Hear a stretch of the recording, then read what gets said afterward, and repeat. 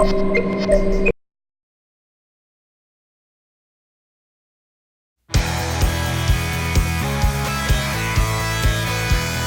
apologize for the long wait.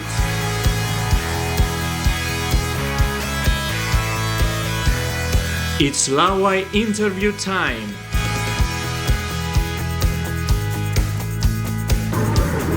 Here it is. Wow. This guy is one of the most creative person I have ever met. To me, his videos are a source of inspiration.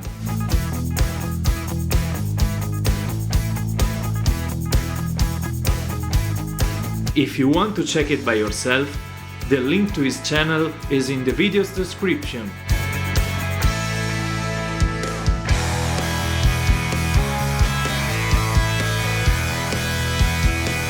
Get ready for... What is your name? Hi, I'm Vadim, Russian, and I'm 27 years old. What do you do in China? I'm currently teaching in Shanghai. It's been a year and a half now. Do you want to talk about the occasion we met and where it was? Yeah, sure. I visited Seoul, South Korea.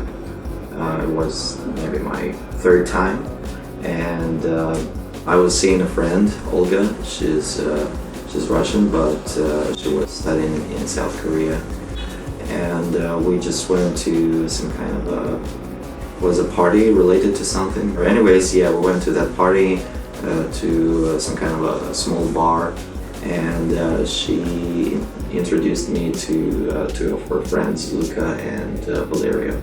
So this is how we met, and then I found out that Luca was actually living in Suzhou, and then he moved to Shanghai, and this is how we started to hang out together. And why you decided to come and work in China in the first place?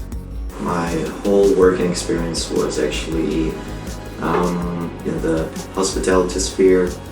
I was only working in Moscow previously.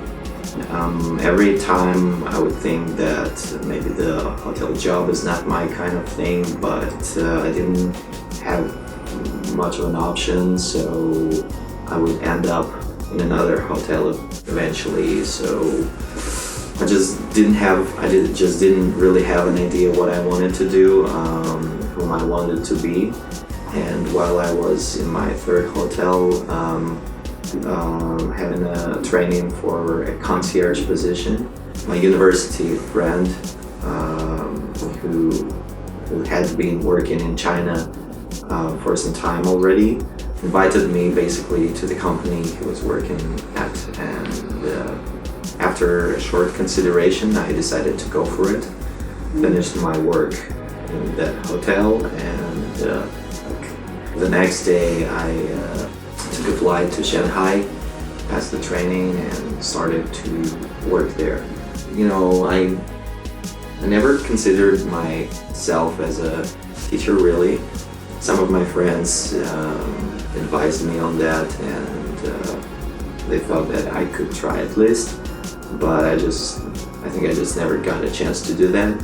But eventually everything was great, and like I said, it's been a year and a half now. I'm constantly learning something. I'm getting a lot of positive emotions. Still not sure that this is my thing, this is my dream job, the only thing that I want to do for the rest of my life. But so far it's been quite fun, and it's way better than all of my previous job experience, work experience. I'll keep doing this thing for as long as I can until I get a better idea of my next job. I know that you actually have a YouTube channel, and you are present also in various social media. You can be defined also a creator. The best video for me, and you already know, is the one with the Japanese song changed for picture Russian habits, with you dressed like a schoolgirl. Yeah.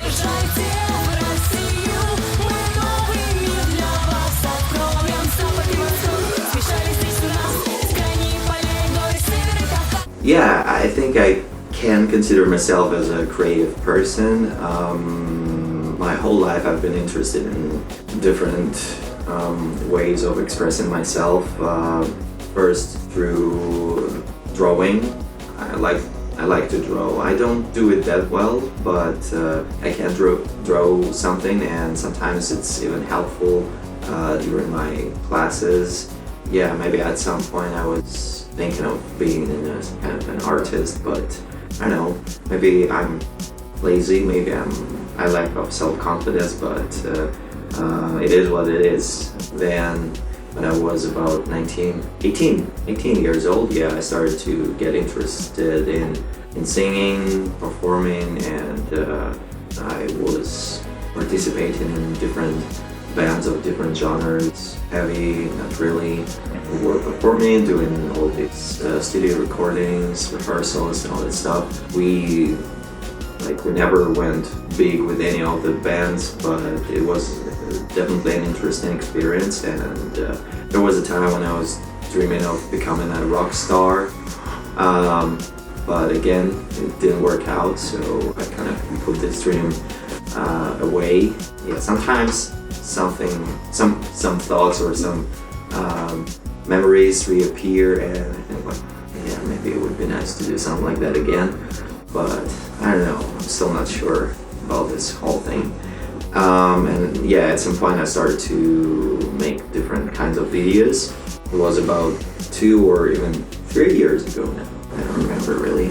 Yeah, I was actually doing some parkour for around a year, and during my last training, I just fell down from a very low height. It was some kind of a cube or something, and I just sprained my foot. I couldn't move for about a month, so I had nothing to do other than watch different videos on YouTube, and one of these videos inspired me really a lot, and it was a music video by a LADYBABY band called Nippon Manju, and in this video they just sing about Japan, how cool it is, how many cute and nice things there are. And the thing is that these are 2 schoolgirls dressed in school uniforms, together with a huge Australian wrestler guy also dressed in a schoolgirl uniform. And I don't know, I watched this video so many times and I got really inspired by it. So I decided to make something like that, but in Russia and about Russia. So I found different people for different purposes, like dancing, recording, taking videos, editing. People were coming and going, joining voluntarily, because we literally had no budget, just for some minor expenses. Yeah, but I took a lot of roles myself. Like I was literally producing, hiring, writing the lyrics, dancing, recording vocals. And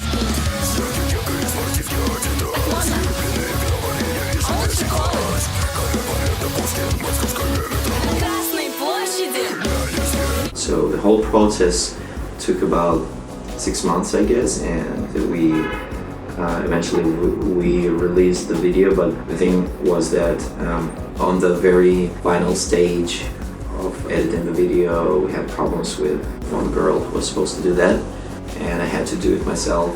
So I didn't have much of an editing experience, especially the music videos, and I had to do this whole thing myself. And of course, due to the lack of experience, I did a couple of mistakes there, so the video was low quality, and you just couldn't do anything about it. Nevertheless, we uploaded it, and it got, for today, it's around 6,000 views, not that much. It's something, and it was a very cool experience, to be honest, and sometimes I think that it would be nice to do something like that again, maybe someday, let's see. But I was really happy to do that thing, and I was happy that I did something like that, like this whole idea. It was very cool. And there was a moment when we were supposed to shoot the video like outside, and I was supposed to wear this schoolgirl's uniform. You know, in Russia we have a lot of prejudice towards people dressing in girls' clothes or wearing wigs. But you know, at the same time we have a few shows where guys do this, and like there's no hidden intention or no propaganda or something. It's just a show, and I was also put in the same way, but still I was afraid. Nevertheless, it turned out to be very funny and cool, and people were just really surprised to see something like that in the center of Moscow. One grandma approached me and she asked me whether I could teach her granddaughter to dance. I said, like, no, we're just amateurs ourselves. And yeah, the only problem we had is that we wanted to take one of the parts on the Red Square, like in the very, very center of Moscow. But at first, one police officer approached us, then like kind of a state agent approached us and just asked us not to do such kind of thing, just in the most famous spot of the city. So we just had to move a bit, like behind. There's a big church in the center of the square called St. Basil's Cathedral. It's a cathedral actually. So we moved behind this cathedral and we took a very short fragment there. It was enough. And another thing was that one of the girls, it turned out during the recording that she couldn't really sing. So we had to do something about that. But yeah, in general it was a great experience. I also tried some video blogging both in Russia and China, but every time I wouldn't progress that much because maybe I don't have that much to say, or maybe I just haven't found my style yet.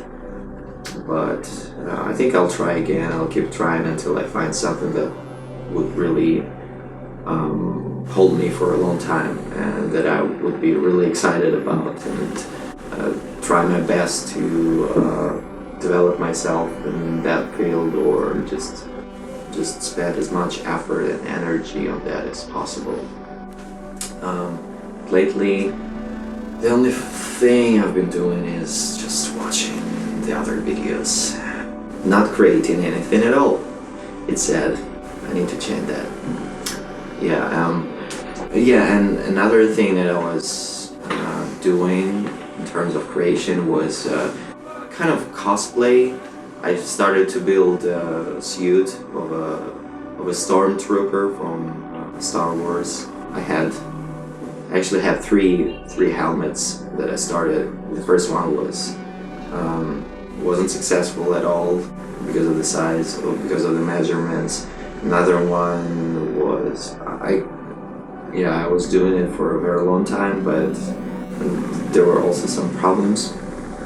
And then the third one wasn't finished at all. Well, one of the things that didn't let me work on it for a long time was that you're supposed to use a lot of materials and components that are quite stinky, and it's better not to use them indoors. But I was doing that in the balcony, and sometimes the smell would still get into the flat and like spread around, and my parents weren't happy about this. So eventually I gave up. But I remember actually at some point I was so excited about this. I was working in a hotel in my second one back then, and my shifts were from 2 p.m. to 11 p.m. sometimes. So I would be waking up, having breakfast, and then run into the balcony, doing this thing, then cleaning myself up, going to work, then coming back, doing it again. Or sometimes like after the morning shifts I would also do this. I was really excited, but then and something happened. I stopped. Yeah, I tried a lot of things, and I would always end up like that.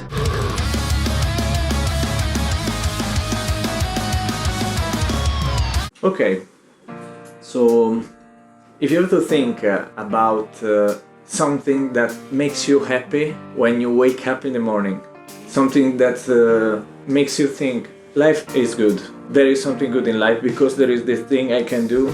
You know, waking up and seeing your girlfriend's message first thing in the morning definitely should make you happy. So it does for me, definitely, because usually my girlfriend wakes up earlier than me, and she's always texting me like, "Hi, good morning, hope you're sleeping well."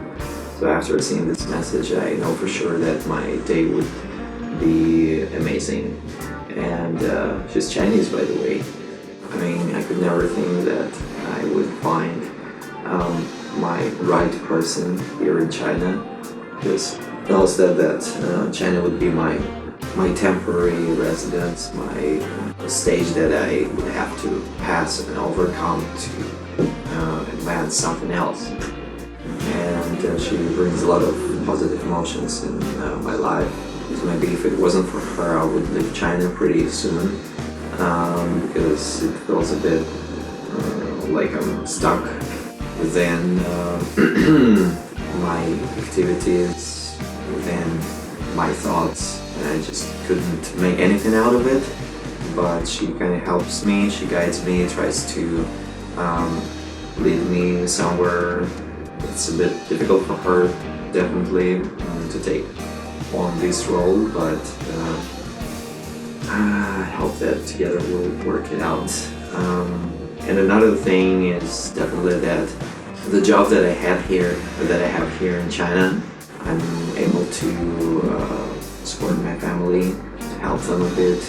Yeah, it feels like I'm not the worst son. So yeah, it makes me happy as well. But still, I don't feel complete.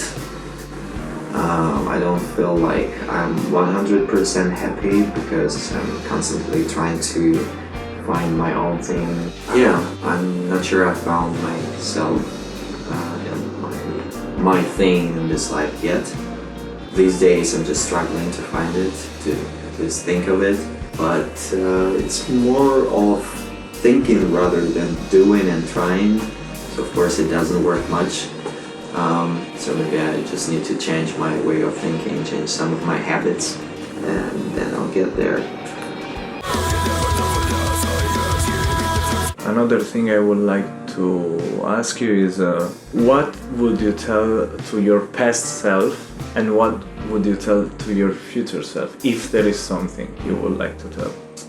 Well, yeah, I can tell myself, my past self, a couple of things. It's not that I regret of something, because my motto is not to regret about the past things, just to keep it as a past experience and act accordingly to it, just based on it, just consider it literally.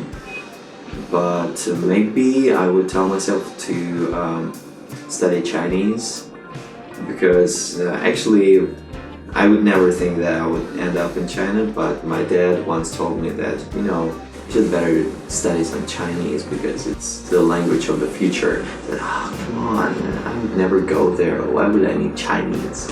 So maybe this is the first thing. Another thing is that maybe I should have entered the acting academy as I wanted, but instead I decided to try the languages.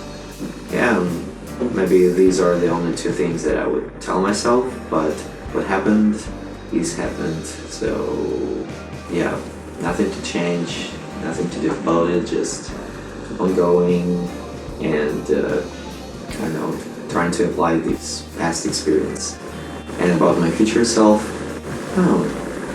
I don't think I would say anything to my future self. I am who I am now, and who I will be only depends on my current self. So let's see how it goes. You know, actually I stole this question and I continue to do it because I like it. Just try to keep, to stick to your mottos, to your principles. But the thing is that everything is constantly changing. Like some people say, the only constant thing is change. So you never know where you will end up or who you will end up being. But because there's some interest in it, there's some mystery. So yeah, well, let's just see how it goes. Okay, I think I asked you everything I could ask you. We can close the interview. And I thank you very much for finally coming and do the interview. And we can say hi to the audience and say to the next episode to Strange Tales of Laowai. 再见。